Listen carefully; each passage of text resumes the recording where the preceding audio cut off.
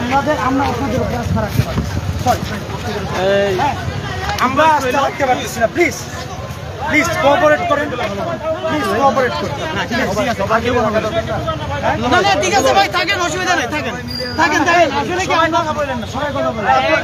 আমরা দেখছি ছাত্ররা বলছে যে প্রশাসনের উপরে তারা আস্থা রাখতে পারছে না, অর্থাৎ তারা বলছে যে আমরা পুলিশের উপরে আস্থা রাখতে পারছি না, আপনারা এখান থেকে চলে যান, এটাই বলছে।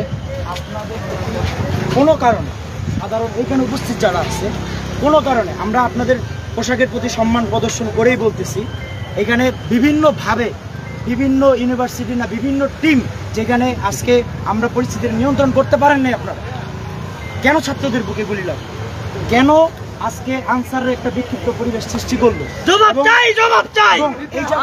জবাব ওনার কাছে চাই, জবাব ওনার কাছে চাই। জাস্ট আপনারা এই জায়গায় ফেল হয়েছে, এটা রাইট। আপনারা ছিলেন, প্লিজ আপনারা ছিলেন না তো? আপনাদের কাছে এই শিক্ষার্থীরা আনামত ছিল, শিক্ষার্থীরা আসছে এখানে, এরা যেই শিক্ষার্থী আসুন, এরা রাষ্ট্রের আপনাদের কাছে আপনাদের ডিউটিতে আনামত ছিল, কিন্তু এই আনামত আপনারা রক্ষা করতে পারেন না। অতএব আমরা এখানে যেহেতু সেনাবাহিনীর সদস্যরা আসছে, ওনাদের প্রতিও যেমন আছে, দেশের প্রত্যেকটা বাহিনীর প্রতি আমরা আসতেছি, কিন্তু এই মুহূর্তে আমরা চাচ্ছি যে প্লিজ আপনারা একটু সাইডে থাকেন। কারণ এইখানে উৎসুক শিক্ষার্থীরা তারা কখন কি কোন পরিস্থিতিতে কোন দাবি তোলে, আমরা চাচ্ছি যে এই জিনিসটা স্বাভাবিক থাকুক প্লিজ। আব্দুল্লাহ ভাই, আমরা যেমন জানি আপনারা হাসপাতালে আপনাদের যে ছাত্র ভাইরা ছিল তাদের ইনজুরি নিয়ে আপনারা দৌড়াদৌড়ি করছেন, হঠাৎ করে এই 8 ঘন্টা তারা বন্দী ছিল এখানে। দুই ভাই আমরা ঝামেলা হইতে পারে না একদিন, তো তারপরে কি সারা দিন এটা চলবে? বাকির মতো গুলি করছেন, বিশ্বাস রাখেন। আমি বেতন নেবো কিন্তু কাজ করবো না, এটা হইলো? হ্যাঁ ওটা হবে। এই যে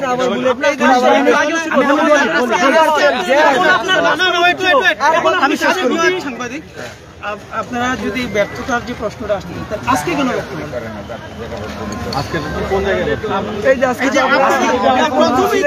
প্রথমে পুলিশ বাহিনী যে প্রোডাক্টটা দেওয়ার কথা ছিল, আপনারা এত বড় আন্দোলনে অনেক প্রোডাক্ট দিতে পারছেন, কিন্তু আপনারা এই সামান্য আনসারদেরকে কেন প্রোডাক্ট দিতে পারবেন?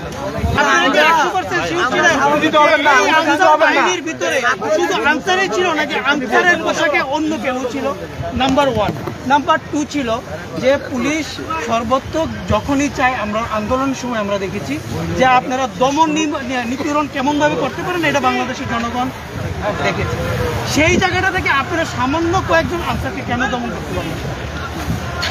তাহলে আপনাদের ভিতরে একাত্মতা এখনো তৈরি হয় নাই, এটা কি বলতে আমরা যেমন দেখছি ভাই, আপনাদের পুলিশের ভিতরে এখনো একাত্মতা তৈরি হয় নাই? তাহলে এখন আপনারা এখানে যারা আসছেন, আমাদের সাংবাদিক ভাই মারা গেছে, রাষ্ট্রীয় কার্যে আসছেন, রাষ্ট্রীয় কার্যে আসছেন, সেই কার পুনে আসছেন? না, এখন হাতে হাত মিলাইতে আমরা আস্থাশীল। আপনারা তো সেই পুলিশ, যে পুলিশ আমার বুকে গুলি মারছে, আমার বুকে গুলি মারছে। আচ্ছা, লাস্ট একটা মিনিট আমরা আজকের জন্য বলি, আমরা আজকের জন্য চাচ্ছি যে পুলিশও আমাদের বন্ধু, সেনাবাহিনীও আমাদের বন্ধু, সবাই আমাদের। আমরা আপনার মন্তব্যটা একটু শুনি, আপনার মন্তব্যটা একটু বলেন। মন্তব্যের কিছু এখন যারা চাকরিতে আছে, বলেন। আমরা একটু দাঁড়াইতে দেই,